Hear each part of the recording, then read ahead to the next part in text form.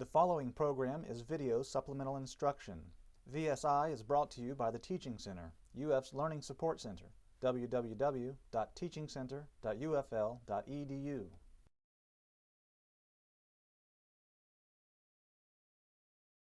My name is Stephanie Morton, and I'm here today to talk to you guys about the electron transport system. So first, let me orient you to my diagram that I've drawn up here. This is the intermembrane space as labeled. This is the mitochondrial matrix, and of course this is the inner membrane of the mitochondria.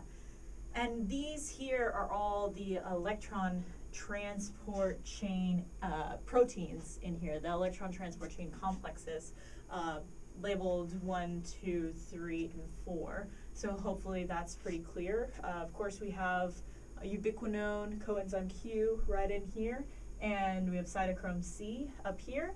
And then all the way over here, we have our ATP synthase pointing out over here. And that is not directly part of the electron transport system, so don't get confused. But it is definitely related, as you guys all know. So I guess your first question is sort of like, what is the electron transport system? Well, the electron transport system is the method that the cell uses to gather the energy in your reduced electron carriers, so NADH and FADH2, and transform that energy into a proton gradient here in your mitochondria that's then going to power ATP synthesis. So let's get started talking about how the electron transport system actually works.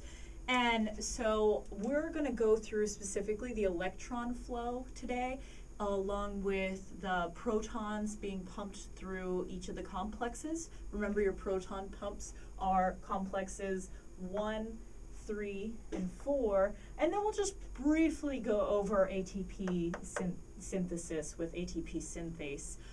We're not going to go into too big of a detail there, but just sort of what you need to know briefly. And so hopefully that'll settle any questions you guys have. You guys can sort of see this a little bit better. So let's get started.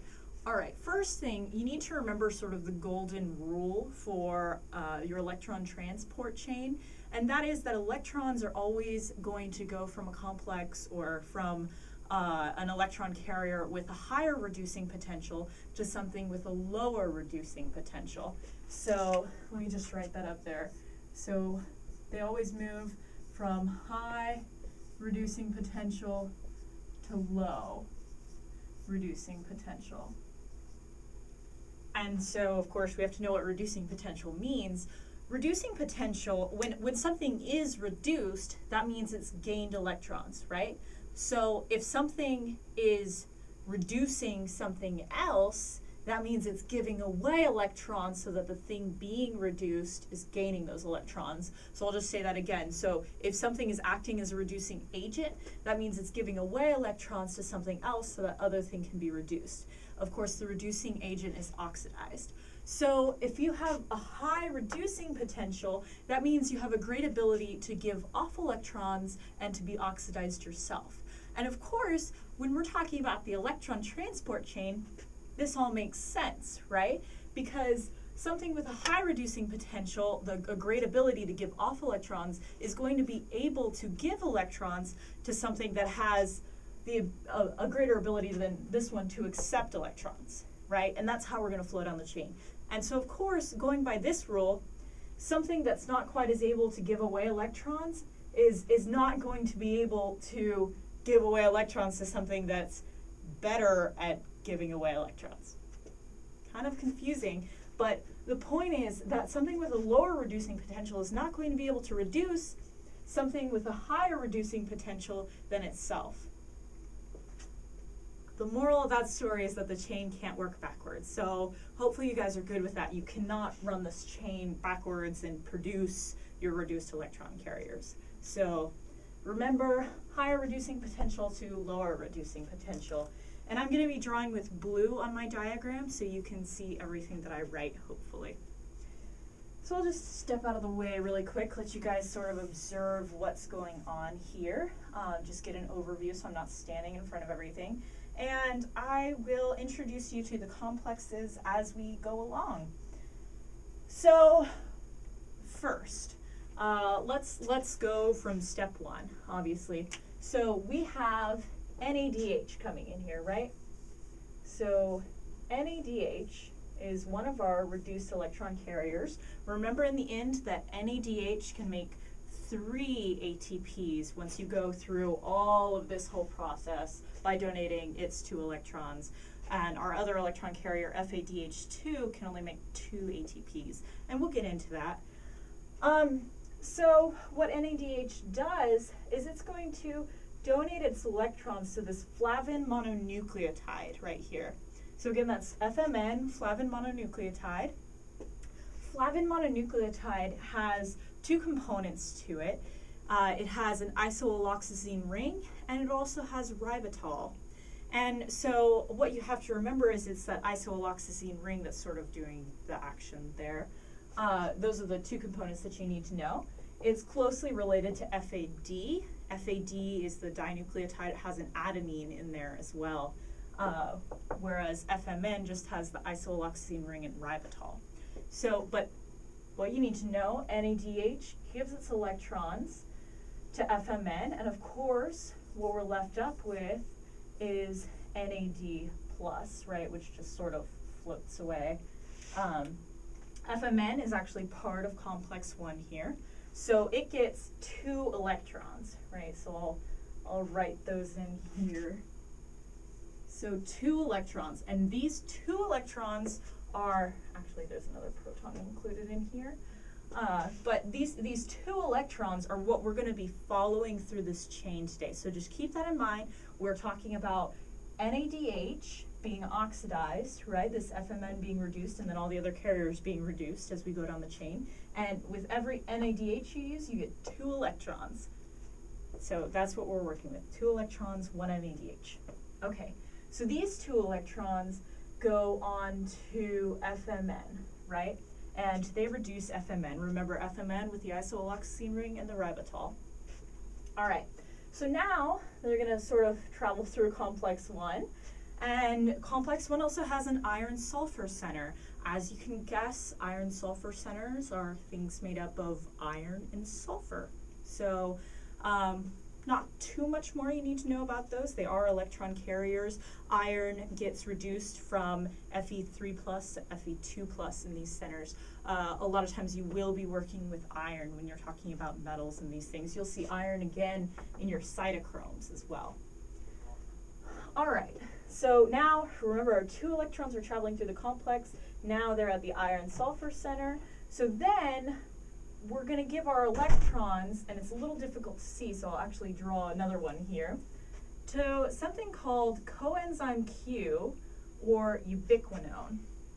Okay, and this is something that has a quinone ring and a very, very long isoprenoid tail.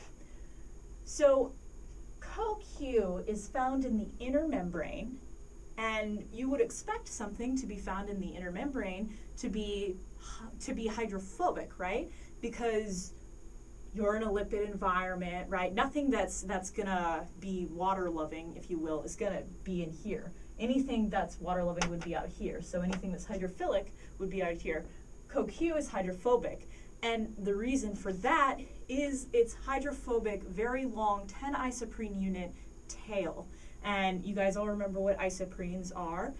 And so again, this quinone ring now is where you have the electrons being transferred to. CoQ can accept 2 electrons, and so it accepts these 2 electrons. I'm going to just remind you here that that's what we're following. These 2 electrons still going to CoQ now. CoQ is different from the complexes in that it is actually mobile in the inner membrane. So it can travel through the inner membrane and do what I'm about to tell you, which is go straight over here and reduce, well, I guess I should, whoa. It's going to reduce cytochrome B on complex 3. And if you'll notice, we skipped complex 2, and I'll come back to that in about 2 seconds. So, but the important thing right now is that coenzyme Q, or ubiquinone, is going to travel through the membrane, not through complex 2, but through the membrane. So think going around complex 2, right, in the membrane, and reduce cytochrome B. So again, we're passing off those 2 electrons to cytochrome B. Okay, so we'll stop there for about 2 seconds, and we'll talk about complex 2 really quick. And we'll get into proton pumping a little bit later when we have all the complexes. So complex 2 here is a little bit different. This is where you get the introduction of FADH into the chain. This is succinate dehydrogenase. This is NADH dehydrogenase, right? Obviously, because it's dehydrogenasing NADH. This does its dehydrogenation on succinate.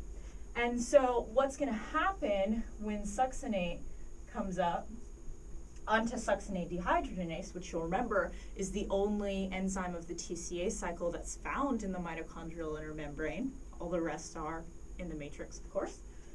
This is going to come up and it's going to reduce FAD into FADH2, right? So now this just gave 2 electrons here along with the proton into FADH2. And so now FADH2, again, we're still following 2 electrons, right? Every time there's a transfer of 2 electrons. In NADH, the electrons are given in the form of a hydride, and in FADH2, you actually get the 2 protons transferred. So in any case, these 2 electrons are, just as in complex 1, going to be transferred to a iron-sulfur center, and they're going to be transferred to ubiquinone, right? Because remember, ubiquinone is sort of swimming around inside the lipid bilayer of the inner membrane, and it can float to complex 1 and complex 2.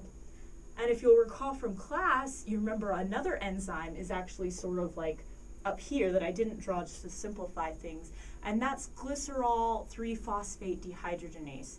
Remember, that enzyme is involved in a shuttle for getting NADH into the mitochondrial matrix, and it's located on the membrane, and it doesn't shuttle anything across, it just transfers electrons directly to CoQ.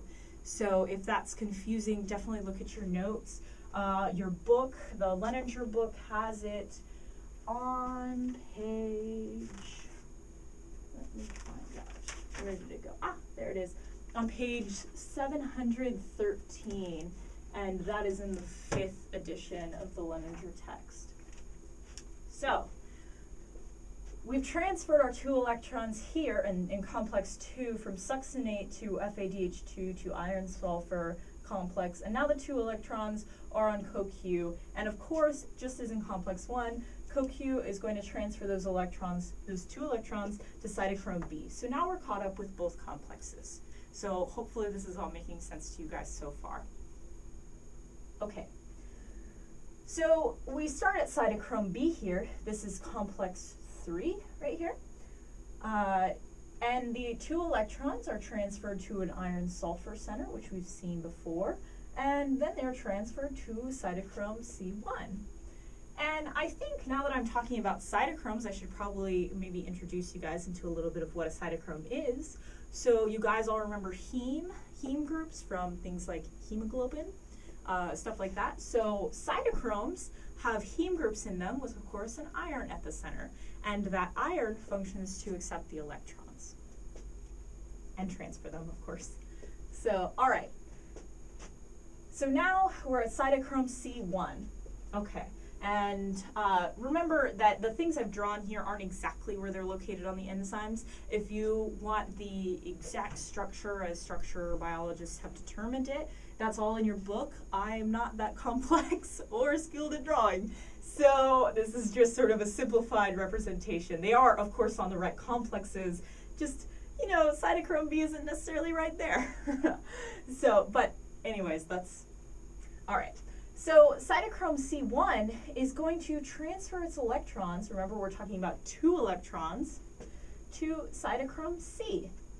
Cytochrome C is another sort of unique thing, much like coenzyme Q, in that cytochrome C is mobile, and that makes it special.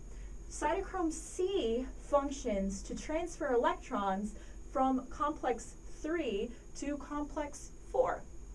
And to do that, it moves along the intermembrane space side of the mitochondrial intermembrane, and it transfers electrons. So it just kind of moves back and forth, right? I've drawn it here kind of as it would be moving. So it's definitely not permanently stationed right here. It's a mobile electron carrier that goes alongside the intermembrane space side of the inner membrane. All right, so now these two electrons are going to sort of follow this path with cytochrome C, and they're going to be transferred down to actually copper, but really where they wind up is cytochrome A, and that's what you need to know.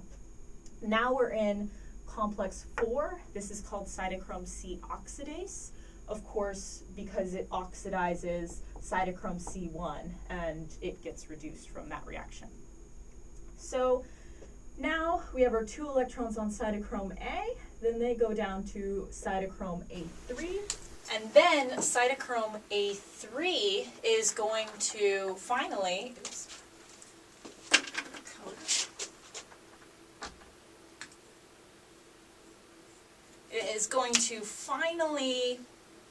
reduce oxygen down here. And remember, we're only talking about 2 electrons from NADH, and those 2 electrons can only reduce 1 oxygen atom, okay? Here we have a diatomic oxygen that requires 4 electrons, all right? So really what we're reducing is 1/2 of this oxygen right here, okay? And that is, of course, going to make water, which can then just sort of flow off. Okay, so here now we have this diagram. We've made it all the way through the electron transport chain with our 2 electrons. And so now let's talk about protons really quick. All right, if I could find, there it is. Okay, so now I'm going to start writing in red so you can see what I do now compared to like what was being talked about before. Okay, so once these electrons go through, all right, when these electrons are donated to this complex, the complex is of course more negatively charged than it was before. So you need something to sort of balance that out. And something that is readily available in aqueous solution is a proton, right? Protons can jump straight from water molecule to water molecule. They're all everywhere.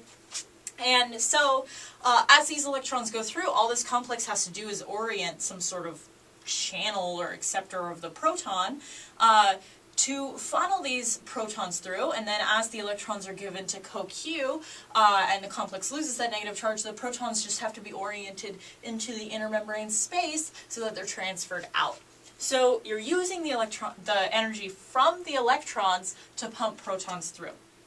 So here in complex 1, for every 2 electrons you get, you pump through 4 protons, all right? And these go straight through and they go into the intermembrane space. So now we have 4 more protons in the intermembrane space that were taken away from the mitochondrial matrix.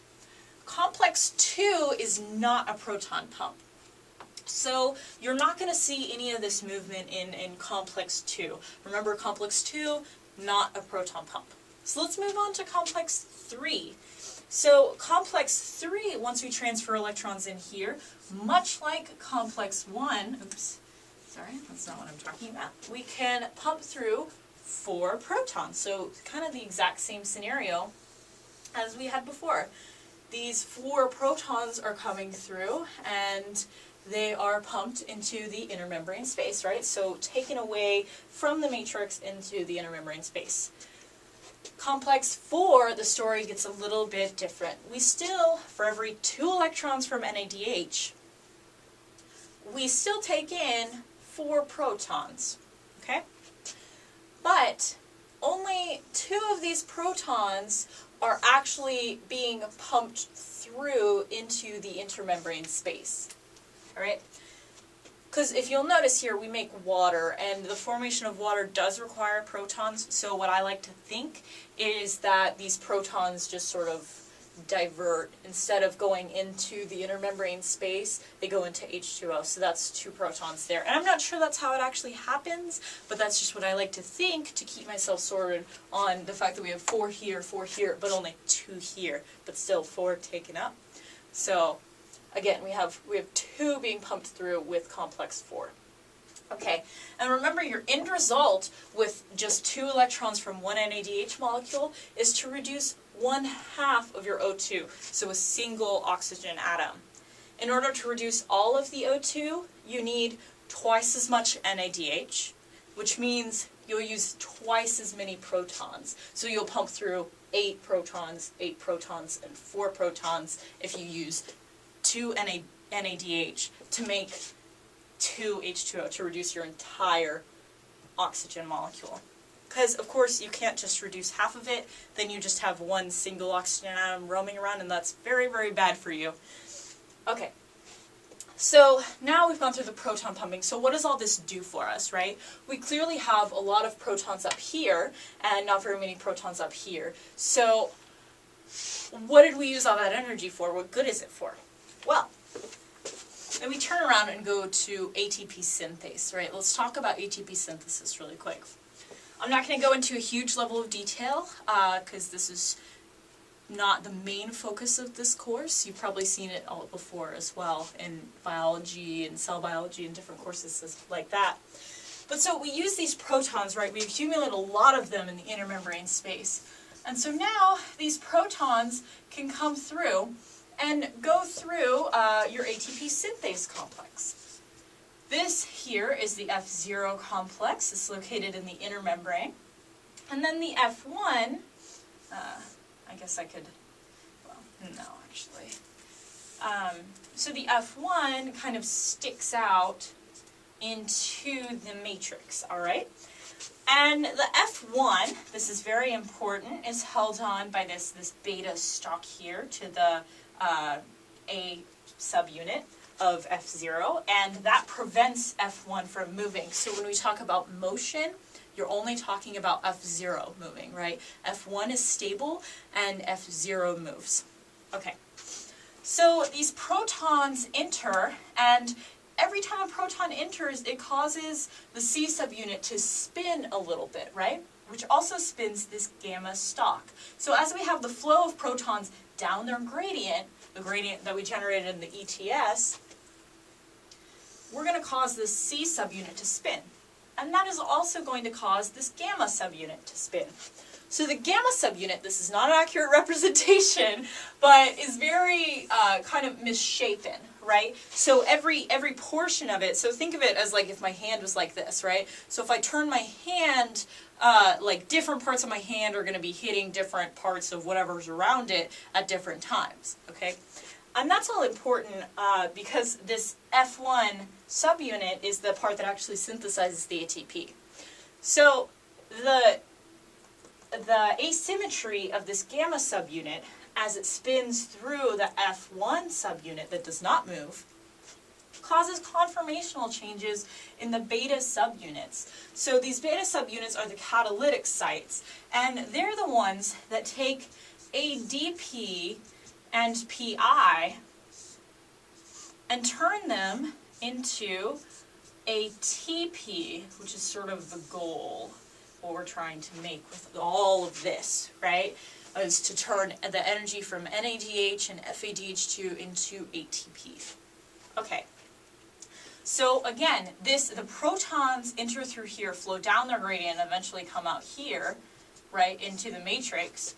And that movement of protons powers the rotation of this F0 subunit, which causes conformational changes in the beta subunits of F1. And again, those beta subunits, there are 3 of them, and they are the catalytic sites that cause ADP and inorganic phosphate to turn into ATP.